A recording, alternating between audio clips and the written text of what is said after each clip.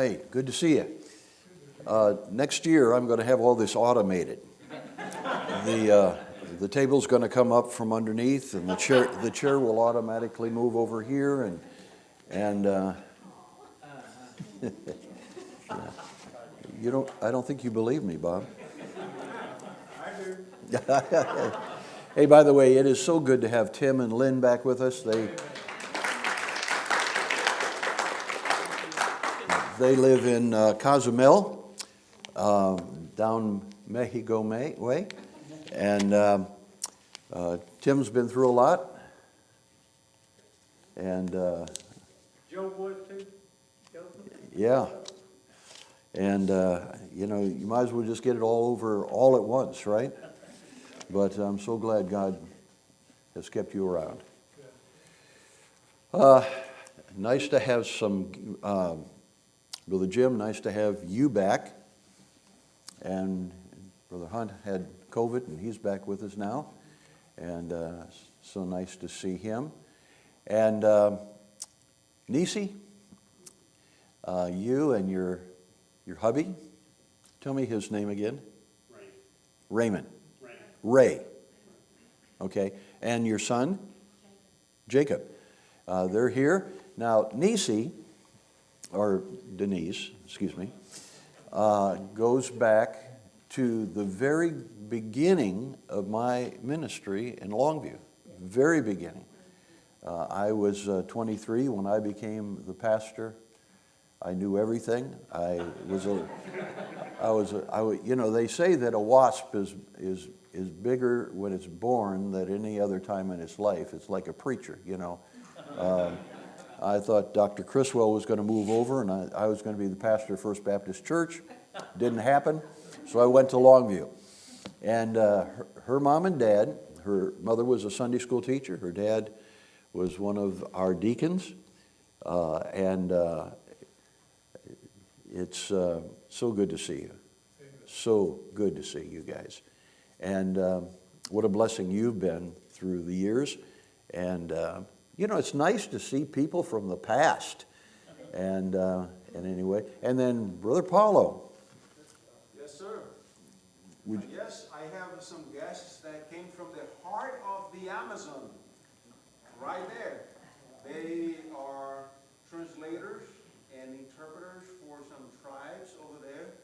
They lived and they came to the United States to go to Dallas International University with Wycliffe and their Mr. Negron over there, Evan. He is doing his PhD, translating some material to the tribes that they work with.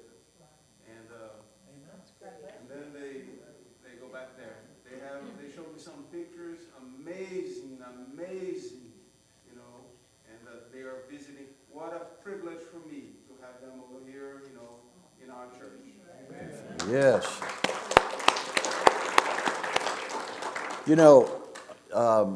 Wycliffe has for a long time now. They said there are forgotten tribes all around the world. We do not know their language.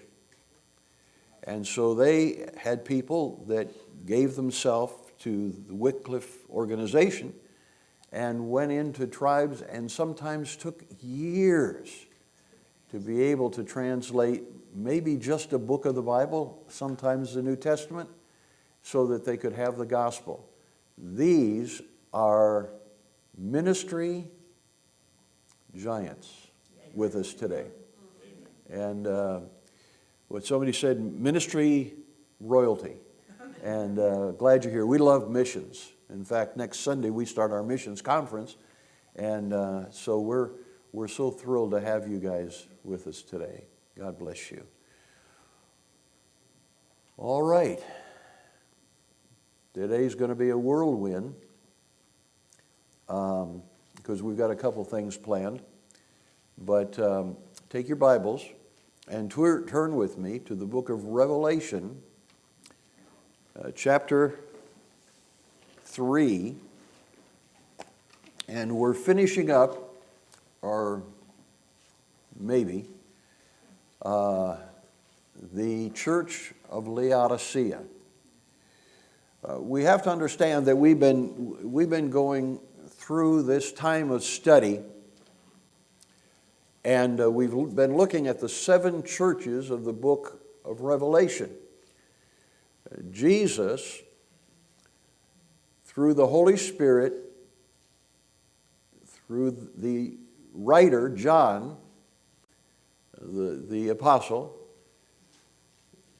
wrote letters to each of these 7 churches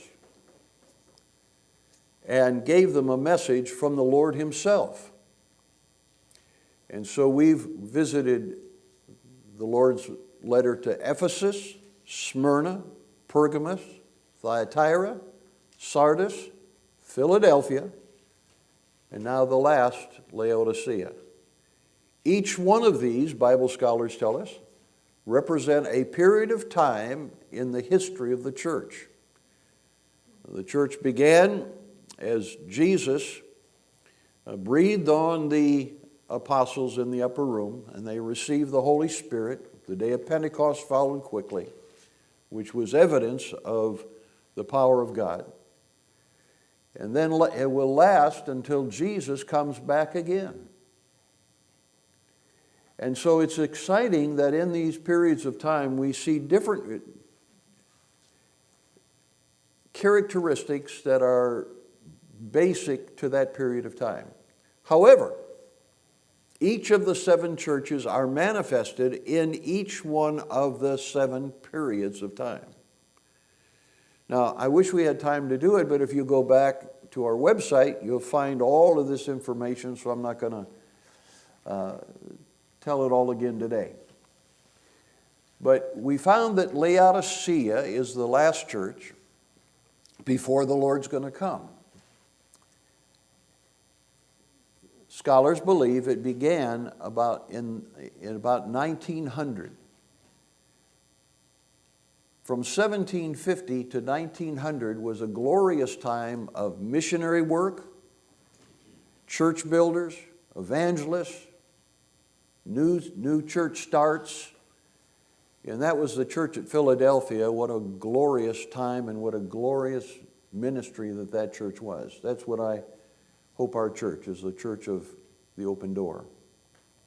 When we started the book of Laodicea, in which Jesus doesn't have anything good to say about this church. Had a lot of good stuff to say about Philadelphia, but he has nothing good to say about Laodicea.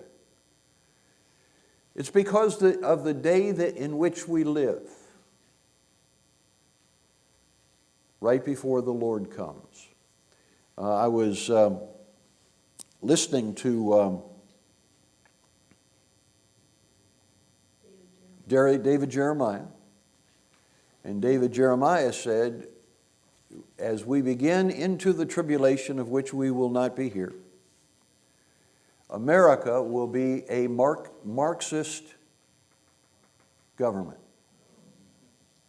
And we're marching headlong toward there, whether you understand that or not. When the government can tell us what we can do and can't do, we're in trouble. And so, we're not going to look at this thing politically, we're going to look at it religiously, or scripturally, or as a Christian. And there's some good things here. First of all, Jesus begins his address in verse 14 and goes through verse 22. And I have 7 points to go through this period of time. And so the first thing we found was that Jesus revealed himself. And unto the angel of the church of the Laodiceans write, these things saith the Amen, the faithful and true witness, and the beginning of the creation of God. So the 3 things that he said, and we talked about a lot of things here, but the 3 things that he said is, he said, number 1, I am the Amen. Remember what he said to the Israelites? I am that I am. Jesus is God, and there's no shadow of turning. He's the same yesterday, today, and forever. The second thing he said was that he was the faithful and true witness. Boy, I like that. Faithful simply means that whether I was preaching back a long time ago, Denise, or preaching today, the Bible's the same Word of God. God is the same God that we served in 1969. Wow, that goes back. And then he also said that he is the creator of all things. Understand that. He's the creator of all things. He said Laodicea, and boy, that's true about our day, isn't it? He said, I want you to understand who God is. I want you to understand He's the Amen. When God says He's faithful, He's faithful. When He says He's holy, He's holy. The second thing, He's the faithful and true witness. God cannot lie. And He's the creator of all things. Now, the second thing that went, and we went a lot further than that with that study. Secondly, we said Jesus divulges His grievances against this church. He said, I know thy works that art neither cold nor hot. I would thou wert cold or hot. So then, because thou art lukewarm, and neither cold nor hot, I will spew thee out of my mouth. And we talked about a little bit, and I think this is important, and I wish I had time. If you'll go back a week ago, you'll get this study. But we found out that that the city of Laodicea built aqueducts. They built an aqueduct out of the Aegean Sea, which had really cold water to come into the city, and there was some hot springs not far from there, and they built an aqueduct into the city. And along the way, the hot water cooled off and became lukewarm by the time it got to the city, and the cold water became lukewarm coming into the city. And so he used that as an illustration. In fact, every one of these churches, if you look at the history of the church, Jesus picked up from the history of the church to talk to the people. And here he's saying, he said, I wish you were either hot or cold. Now, he's not saying, I wish you were either on fire for God or sat at home in your underwear on Sunday morning and watched the ball game. That is not what God's saying. And we talked about being hot about things like the Bible's the Word of God. Jesus is the Son of God, and so forth. We ought to be hot about those things, but there's some things, the fruit of the Spirit, we ought to be refreshing about. Love, joy, peace, long-suffering. It's like a drink of cold water. And Jesus said, if you give a cup of water, a cold cup of water in my name, or to someone, it's giving it to me. So if you're going to be hot for the things of God, be hot. If you're going to be cold, nobody likes to drink lukewarm water. We want cold water. And so let's be hot and cold Christians, and not lukewarm in either way. And he said, if you are, which this church had become, he said, I will. If you're neither hot nor cold, I will spew you out of my mouth. You make me sick. But that is the temperament of the average church in this age in which we live. The third thing that we're going to take up today, and that is Jesus uncovers the church's sin. What was this church's sin? Was it there were a bunch of murderers in the church? No. A bunch of thieves in the church? No. A bunch of adulterers in the church? No. Were there a bunch of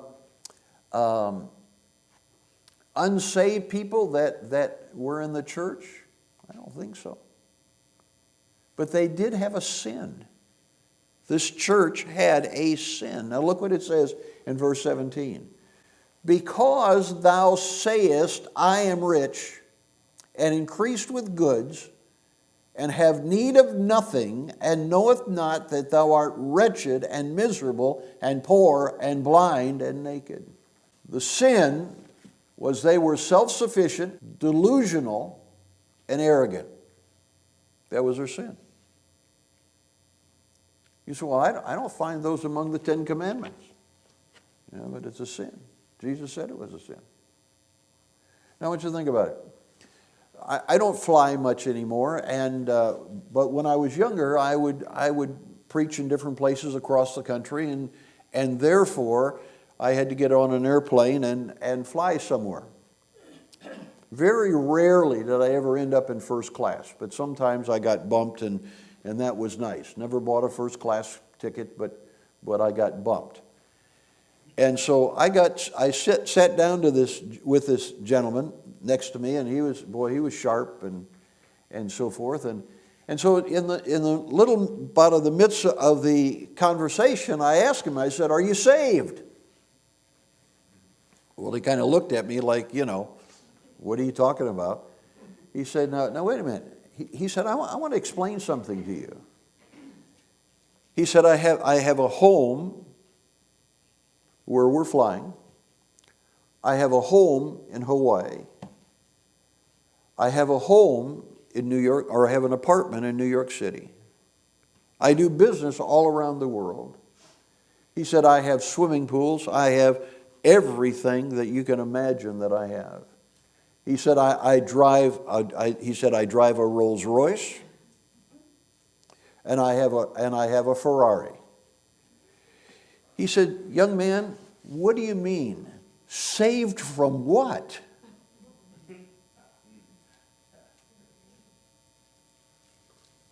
That was the sin of the Laodiceans. Saved from what? I want you to understand that we were saved from our sin. And if we don't think we've been saved from something, we're in trouble. Jesus said you can't serve God and mammon or riches. Mammon doesn't just necessarily mean money. It has a common connotation there. But the little Rockefeller girl was, after her parents had died, was running into the house, and the reporter said to her, Miss Rockefeller, how much is enough? Because she just inherited millions and millions and millions and millions of dollars. She said, just a little bit more. But I want to tell you, that is the attitude of America. That's why when you turn on your television, we are bombarded by commercials. When we go to the grocery store, we're bombarded by things to buy. If you took somebody, talk about being in the Amazon, if you took somebody from the Amazon and brought them to America and showed them an American grocery store, they would pass out. They have no clue what we have here. I mean, they would think it's heaven. And the fact is that we have a society, at least in our, and I'm not talking about the rest of the world, I'm talking about here, and I'm sure it apply other places, but we have an abundance here. Our poorest people are richer than 90% of everybody in the world. And so their sin was this self-sufficient, delusional, arrogant attitude of, I am rich, I am increased with goods, and I have need of nothing. I have a car in my garage. My garage is attached to my house. It is completely furnished and has been redecorated in the last 5 years. I have friends. I have food to eat. I can eat anything I want. Someone said, if you went out to eat in Dallas tonight and start eating at a different restaurant every night, you could never outlive all the restaurants in Dallas, because some would die off and some would be added, and you would be going to a new restaurant in Dallas, Texas for the rest of your life. I have all the food I want.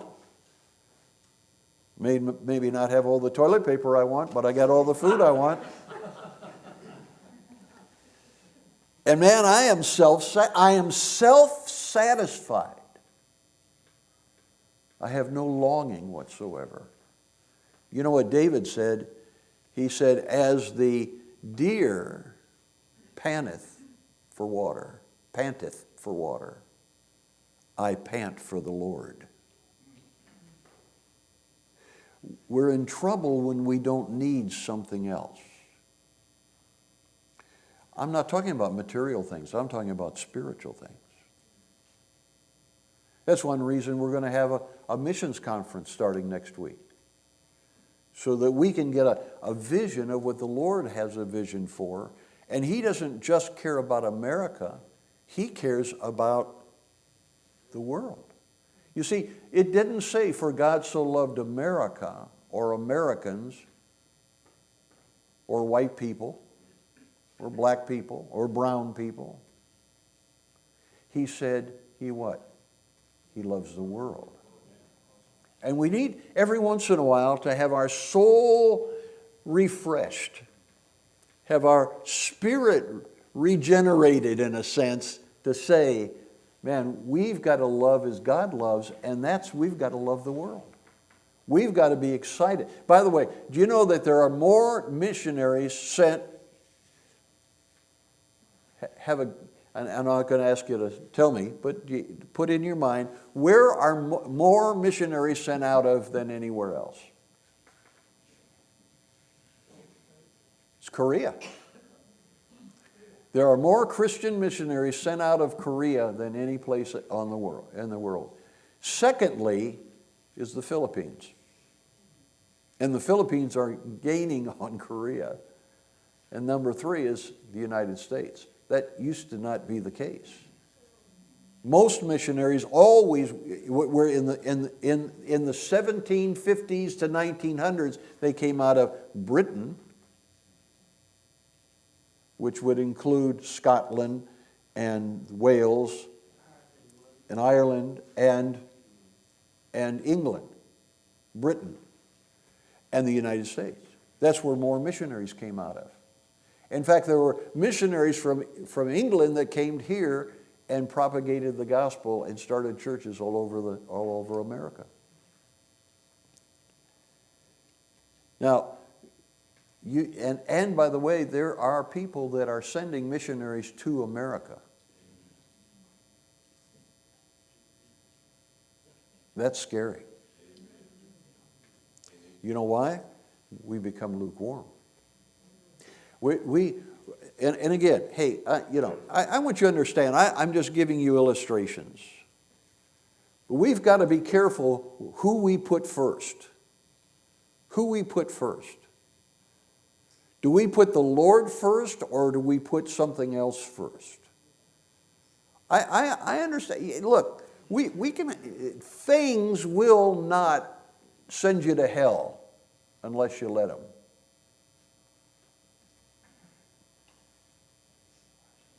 But we have to be careful that we don't put our things before something else. Some people will stay home this morning and wash their car instead of going to God's house.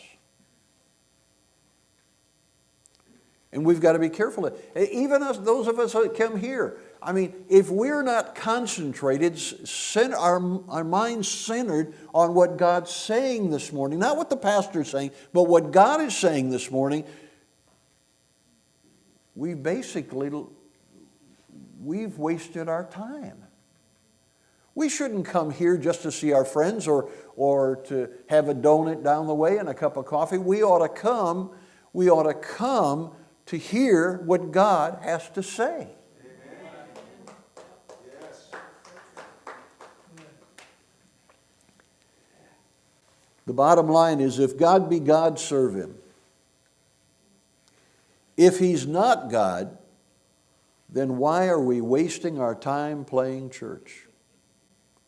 And I'm going to tell you, there's a lot of people that call themselves Christians that have basically said, hey, somebody didn't speak to me at church, or I didn't become a deacon at the church, or this, or this, or this. They didn't ask me to be a Sunday school teacher.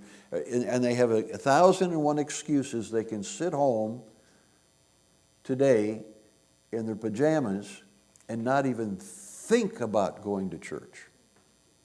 That's scary. But if you'd ask them, hey, are you a Christian? Oh, absolutely, man. I'm not a heathen, I'm a Christian.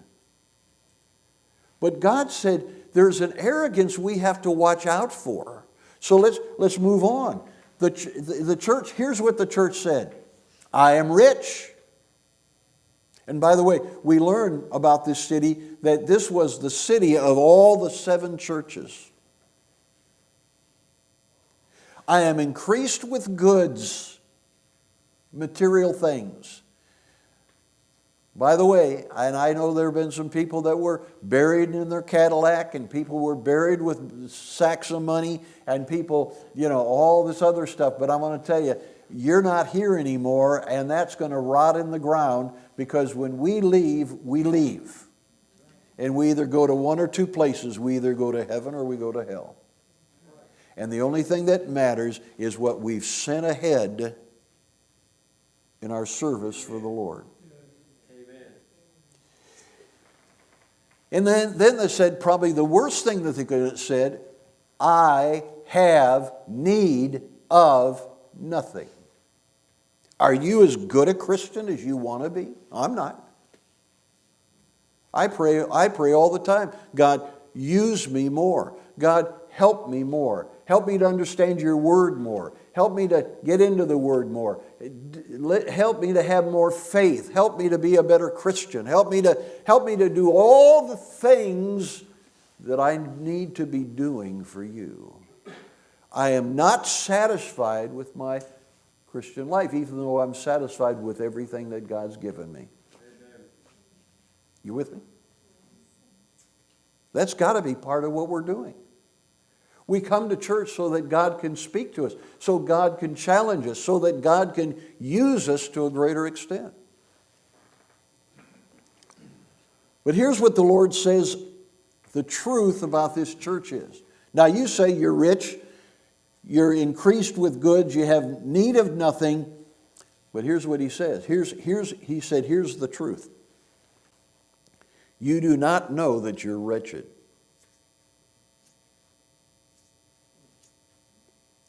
Now, if you want to find out what wretched is, go to some of the bigger cities in our country and find people that live on the street, defecate on the street, eat out of garbage cans, have clothes that they've had for the last 5 years, and walk begging. That's wretched. Basically, here, this was talking about the lepers. The lepers who had nothing. And their clothes were tattered because nobody would have anything to do with them. He said, you think you've got your new Armani suit? He said, no, you're really like the lepers over here. You're wretched. He said, secondly, you're miserable. You're miserable. Your home is a mess. I'm not talking about the physical home not being cleaned. I'm not talking about that. But you don't have the relationship with your mate like you should. You don't have a relationship with your children. I was watching a program that was talking about this morning, that was talking about broken relationships.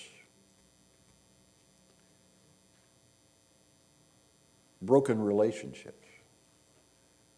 Children and parents. Children did something the parents didn't like, and they haven't talked to each other for 40 years. Brothers and sisters that have just said, hey, I don't want to have anything to do with you.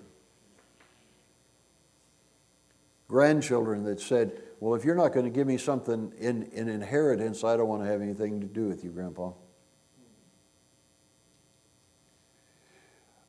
You know, people today, I don't care how much money they make, they're miserable.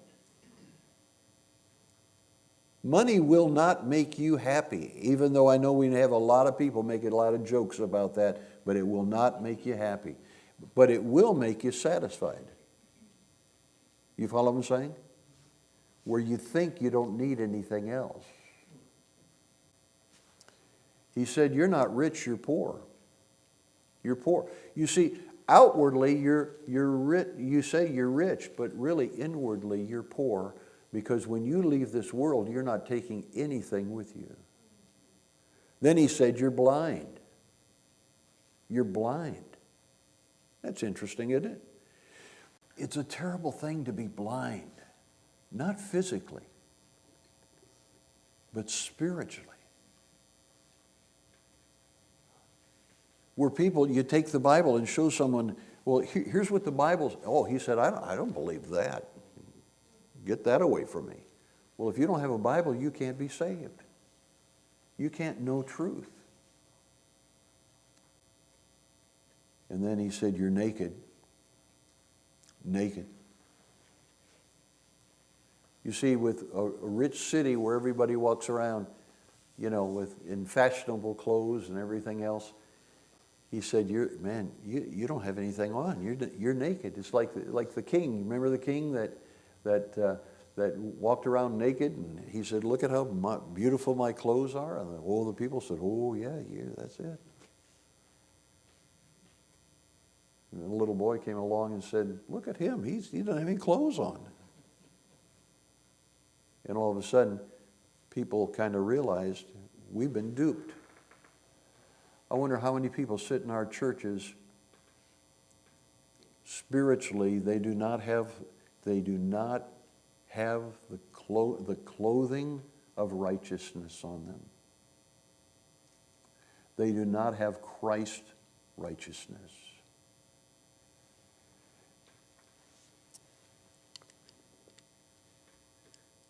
Jesus uncovers the church's sin. Well, you say, preacher, is it wrong to have things? Is it wrong to feel like, you know, you're doing well? Is it wrong to think that you've reached a good point in your life? You know, it's good to be satisfied. I mean, you know, we need to be happy with what God's given us. But there's so much more than things, and we've got to go past it. And God says, I just want to let you know where you really are. I want you to know where you really are. And he said, I want you to look inside, and I want you to see where you are spiritually.